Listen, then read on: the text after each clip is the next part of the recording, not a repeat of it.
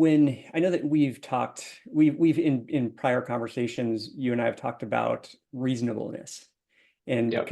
could you highlight what you think of as reasonableness in the context of the conversations you have with prospective and existing investments?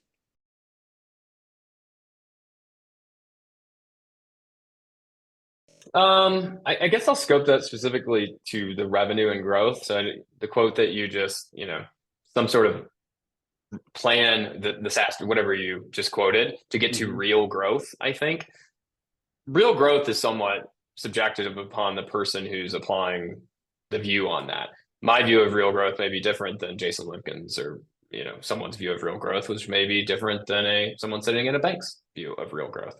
But the word real is okay. What have you grown historically? What are we seeing? How have things trended over the last 18 months, right? If we're really looking at that, on a year over year, year to date basis, on a month over month basis, whatever the applicable way to look at it is.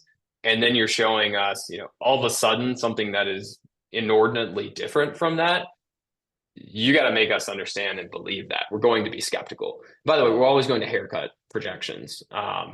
And so what we're going to do over time, and that can be prior to even funding a company, if the process is dragging out for whatever reason. All right, you gave us this budget at this point in time. Now it's been 3 months for whatever reason, and you're back.